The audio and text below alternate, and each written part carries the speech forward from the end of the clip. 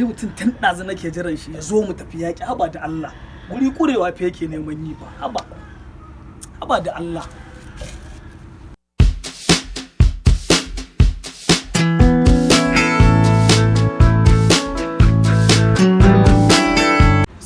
Amu alaikum salam. Na ce maka amu alaikum salam. Assalamu alaikum.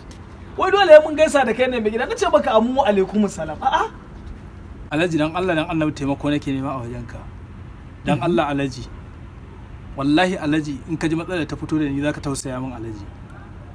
Gidana ba cin yau ba na gobe. Sannan he na fita zan nemo wa aikin ya tsaya Alhaji. Gaskiya ne. Dan Allah Alhaji. Kamar yadda Allah ya taimake ka Alhaji ka taimaka min Alhaji. Duk wanda ya ji tausayin wannan yi ma Allah zai tausaya mai Alhaji.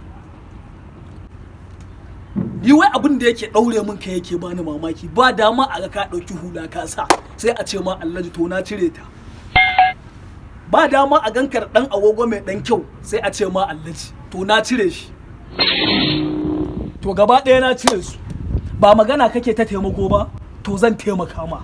Kamar yadda Allah ya taimake ni. Karka damu. Wallahi zan taimaka ma. Karka damu.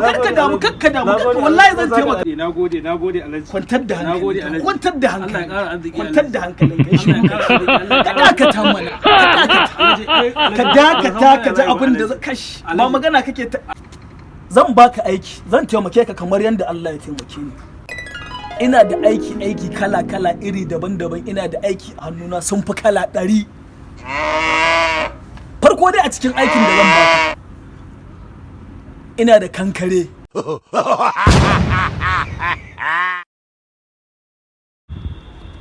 tukunna aiki na biyu ina da wata ibar ƙasa da za a mun aƙalla ta kai tifa 6 ko 7 za a shiga mun da ita gida. Alhaji ƙasa tifa nawa Alhaji? Baka ji ma me nace ba? Nace ma tifa 6 zuwa 7. Gaskiya ne. Tukunna aiki na 3 akwai wasu kuraye na ruwa da ake ewo mun bulillika. Za a ebo bulillika a ciki akalla bulo ina da bulo wajen guda 2000 da wani abu. Duk bulo ɗayan an ɗauko an kawo daga inda ake ɗauko shi ake kawo, ina ba da naira 2 ne. Yanzu ya kamata in tashi ka tashi mu je in nuna ma inda ayyukan suke sai ka zaɓi wanda kake gani zaka iya a ranka. Amma katan gardi kamar kai dai ka zo ka ce in taimaka ma ba fa zan iya ba fa.